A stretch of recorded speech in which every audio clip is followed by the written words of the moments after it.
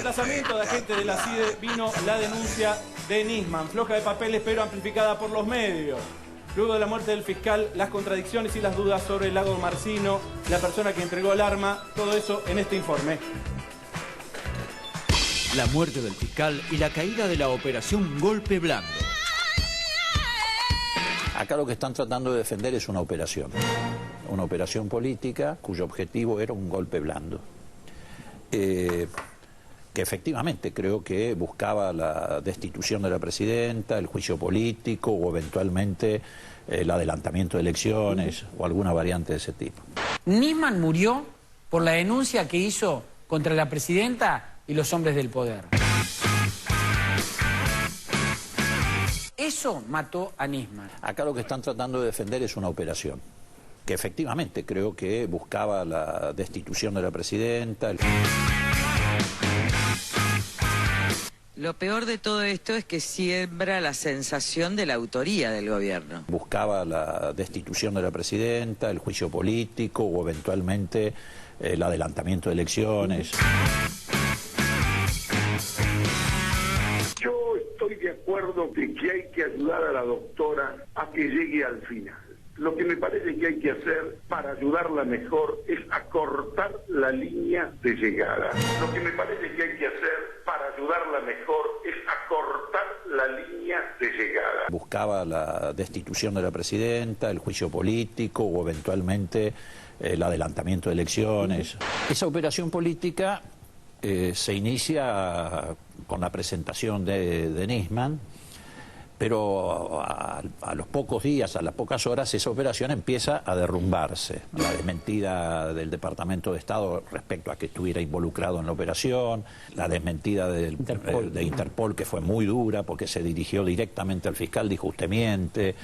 Diario Página 12 del 18 de enero de 2015. El ex secretario general de Interpol, Ronald Noble, habla sobre la denuncia. Lo que dice Nisman es falso. El fiscal Nisman dice que el gobierno argentino trató de cancelar los alertas rojos contra los iraníes.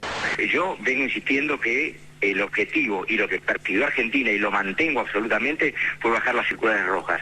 El fiscal Nisman dice que el gobierno argentino trató de cancelar los alertas rojos contra los iraníes. La afirmación del fiscal Nisman es falsa. El intento frustrado de que se adhiriera o respaldara esa denuncia el Congreso Mundial Judío, las opiniones contundentes de los jueces, digo los jueces porque me refiero en primer lugar al propio Canicova Corral, que llegó a calificar la acción de Nisman como una acción ilegal, propia de un delito.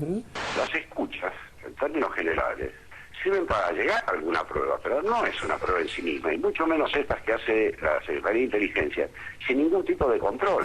Me parece que el fiscal tiene alguna vinculación muy directa con los teléfonos y las pinchaduras, porque no veo que haya una sola referencia de lo que he visto por ahí, alguna otra prueba que no se trate de eso. La de la doctora Servini de Cubría, que no le dio entidad a la presentación. La jueza Servini de Cubría desestimó tratar este tema durante la feria judicial. La magistrada que está a cargo del juzgado que tiene la causa AMIA y cuyo titular es Ariel Lijo, quien está ahora de feria, consideró que la denuncia de encubrimiento hecha por el fiscal no fue presentada con elementos probatorios que sustenten el pedido de indagatoria de la presidenta. La del propio Lijo, que cuando se hizo cargo de la causa dijo tampoco voy a levantar la feria. Todo eso fue derrumbando la operación. Para sostenerla, en aquel momento, plantearon que el Nisman fuera al Congreso. Querían salvar, no a Nisman, porque en ningún momento les debe haber importado un comino a Nisman, como ha quedado demostrado, sino querían salvar la operación. Una operación gestada en esta trama mafiosa entre grupos económicos, agentes de inteligencia y la herramienta extorsiva que aporta un sector del Poder Judicial. Nisman se murió. Lo que no quieren que se muera es la operación.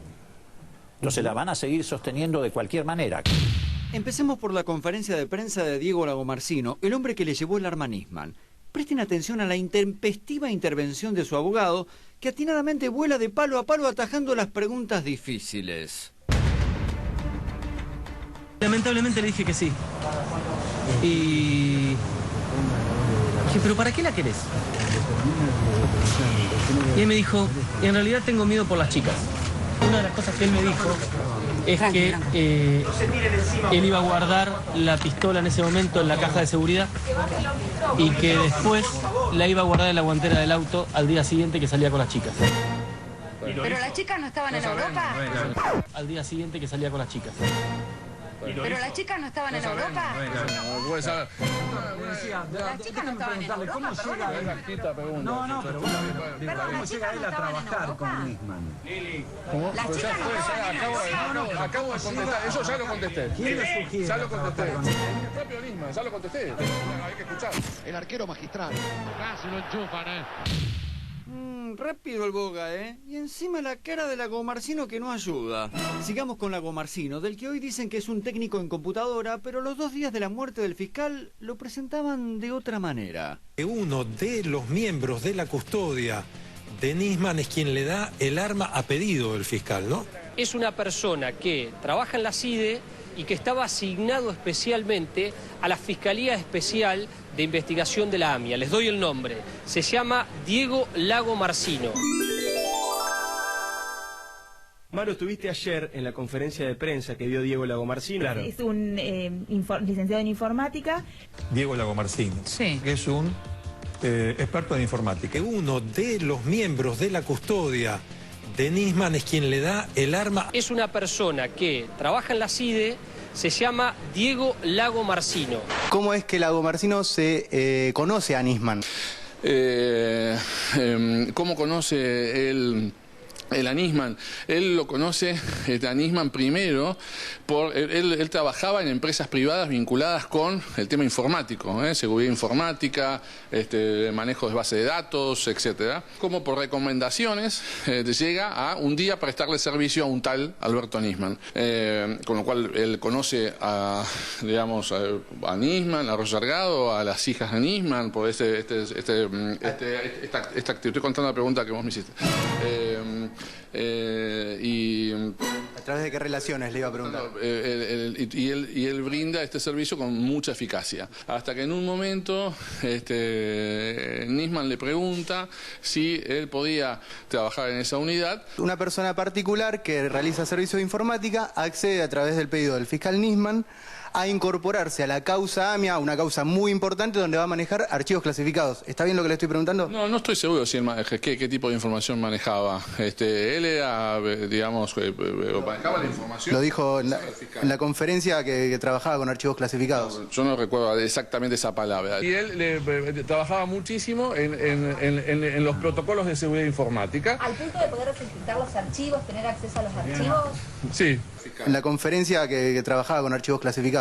Yo no recuerdo exactamente esa palabra. Yo lo que puedo decir es él es un empleado más de una unidad. Un abogado especialista en litigar en el fuero federal y penal económico como Rusconi, que es un abogado muy caro, que defendió a Menem y a una banda internacional de narcos serbios que eran socios del cartel de Medellín. Bueno, ese es el abogado de Lagomarsino. ¿Y? ¿Cómo llega a Lagomarsino? ¿Y para quién trabaja Lagomarsino? Tiene gastos de 70.000 pesos de tarjeta de crédito y un salario de 41.000 pesos, con lo cual ganaría 150.000. ¿Por qué? ¿Para hacer qué? ¿Para arreglar computadoras? Recién vimos cómo el abogado salvaba a Lagomarsino cuando trastabilló en la conferencia de prensa. También dejó dudas al hablar sobre el arma que admitió haberle entregado a Nisman horas antes de su muerte. Lagomarsino es increíble, entregó un arma con la que persona muere y está veraneando. Lagomarsino tiene que explicar lo siguiente, por ejemplo. Lagomarsino dice que le lleva el arma desarmada en un paño en 3 partes y le enseña a armarla y ejecutar el disparo, con seguridad. En ese momento me dice, ¿tenés un arma? Accedí. Salí del edificio, desde mi casa, junto las partes del arma y vuelvo a Madero. Pues bien, y no hay ADN, el contacto de Lagomarsino no está. No está. Entonces, yo presumo, colijo, sospecho que el arma se la llevó armada. Esto lo presumo. ¿Por qué? Porque si él dice que le lleva el arma armada y cargada, es un delito aún más grave. Entonces acá hay una estrategia de defensa. Le transmití cómo poner el dedo, cómo cargarla, cómo descargarla. Le expliqué las medidas básicas de seguridad Lo que me llama la atención es que Lagomarsino haya dicho que le explicó a Nisman cómo funcionaba el arma. Nisman sabía tirar, Nisman sabía de armas. A Nisman le gustaba tirar. ¡Durísimo! Muy bien, este es uno de los informes que tenemos para hoy, para compartir con Aníbal Fernández. Aníbal, gracias por venir. Bueno, ¿qué te pareció todo lo que viste en este breve resumen? Yo tengo una ventaja, si se puede llamar ventaja, respecto del resto de lo que opinan sobre este tema, porque cuando se presenta la denuncia el día 14, el fiscal Nisman vuelve en forma introspectiva a sus vacaciones. La fiscal de la causa, Fein, en algún momento muestra una nota de Iberia que dice que él tenía comprado el pasaje para volver el 12, pero después la propia ex mujer del fiscal y este abogado de perfil que se ha chateado con él en los últimos días, sabía que venía por algo que no había explicado a nadie. La mujer le dice que viene por una operación de su mamá que ya se había hecho unos cuantos días antes. Toda esta situación es una situación confusa, pero viene a presentar una denuncia en donde la denuncia en definitiva es el conocimiento de un delito, pero en definitiva hace imputaciones muy fuertes contra la presidenta de la Nación y contra el canciller. Y la realidad es que la basa todas en indicios, y la Corte tiene dicho que los indicios graves, precisos y concordantes pueden llevar a una presunción.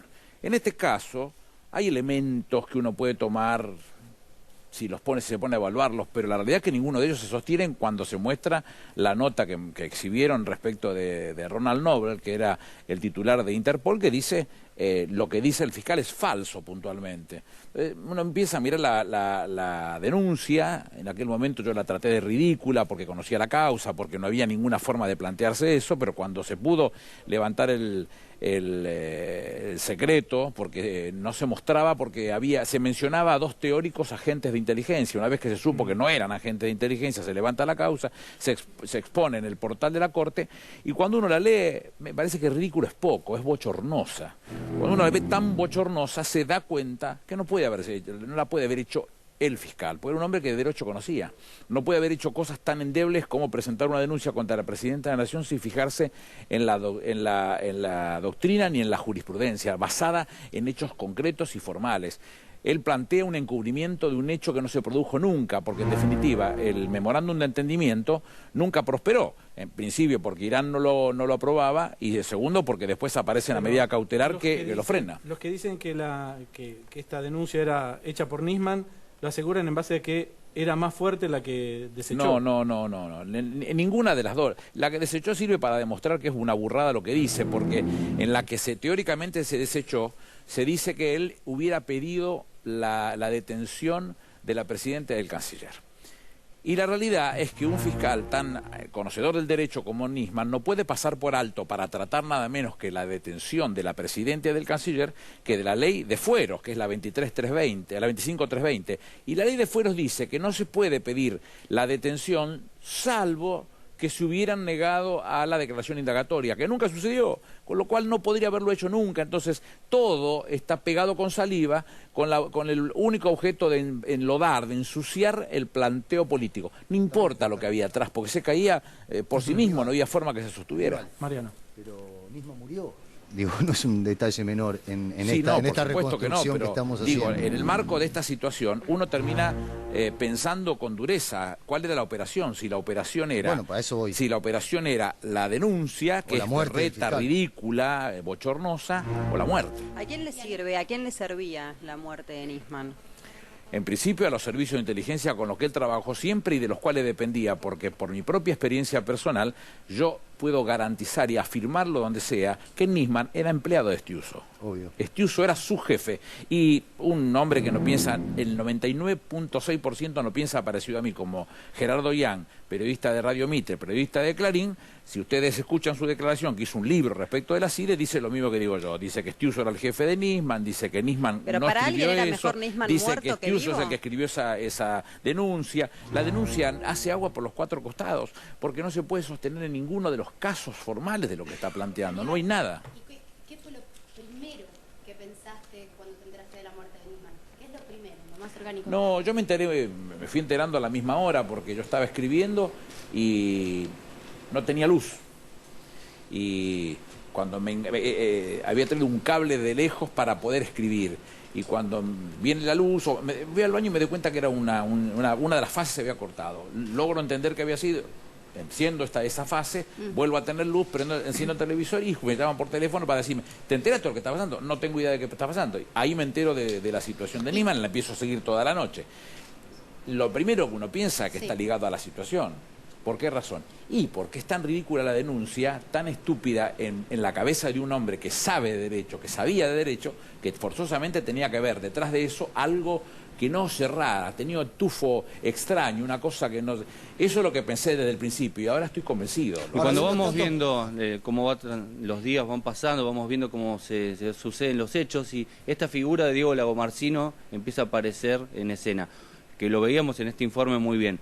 ¿Vos crees que es un pinche, un perejil o es un tipo que está al servicio de Stiuso? Perejil también? no lo es, no lo comprés por perejil que no lo es. Pero mucha gente piensa es el perejil, es el que encontraron para que... No. Yo estoy convencido que si pidieras un oficio a la Secretaría de Inteligencia preguntando si es un agente de inteligencia, te van a decir nunca lo ha sido ni lo va a hacer. Te lo van a decir, eso seguro. Lo que también te puedo garantizar que sí, trabajaba para una inteligencia que servía pura y exclusivamente a Stiuso. Era un trabajo que elaboraba para él. ¿Y cómo se financiaba? Con la plata que le daba Nisman de su unidad fiscal. Más clarito imposible. Acaba de ser despedido por la Procuración porque no aporta nada. No hay un solo trabajo que demuestre que él estuviera trabajando para eso. Le ponen uno de los abogados más caros. Lo que dice el informe es verdad, es uno de los abogados más caros y el abogado lo primero que hace es armar el andamiaje de la discusión. Cada una de las cosas, ¿por qué dice que el arma está desarmada? Porque no la puede portar de ninguna manera porque no tiene portación. Desarmada no es un arma, es un montón de metal y le enseña a armarla, pero lo que no razona Rusconi es que el propio fiscal tenía un arma igual, idéntica que eso y que además usaba de ellas, tenía una pistola de la misma característica y un revólver 38. ¿Por qué le pidió un tercero que le prestara un arma? No se sabe. ¿Cuál era la función que cumplía Lagomarsino que 2x3 iba a la casa? No se sabe. Dice él mismo, cuenta, que entró a la casa, que le dijo si quería hacerse un café, si quería un café le dijo que sí, bueno, anda a hacértelo a la cocina. Fue a la cocina a hacerlo, se hizo su propio café, después salió por la puerta adelante, dice primero que fueron 2 mujeres que lo vio, después fueron 5 los que lo vieron, después nadie sabe que... Ese es su propio relato. Todo es su propio relato que cada vez se pisa más. Y la realidad es que la construcción, que es de Rusconi, no tengo ninguna duda que esa construcción es de Rusconi, el planteo que busca es que él no se pise en ningún lugar, pero si eso se lo dice a Ricardo Darín es muy probable que pase. ¿Por qué? Y porque si le decís pone cara de tonto, la pone. Si pones cara de vivo, la pone. Si pones cara de malo, la pone. Cara de bueno, la pone. Cara de interesado, la pone. Es Darín. Estamos hablando de lo mejor de nuestro país. Este no es Darín. Entonces puede ser un sinvergüenza en un montón de otras cosas, pero en esto no sabe cómo sostenerlo. Rusconi también estaba nervioso, ¿no? No se lo veía. Porque Rusconi sabe que se le derrumba la tesis que impone, porque lo enseña el otro como la tiene que llevar la práctica, pero el tipo no tiene ese histrionismo como para que salga tan concreta su expresión. Por eso dice lo que dice de las chicas. Al día siguiente iba a salir con las chicas, estaban todas en España. ¿Sabe por qué el examen toxicológico va a estar recién el 18? No, inexplicable. No O sea, sé, inexplicable. Es algo no tiene sentido. Inexplicable. Por la gravedad del caso, básicamente. Inexplicable, porque pareciera ser que uno tuviera que buscar en esto celeridad en los hechos. Obvio.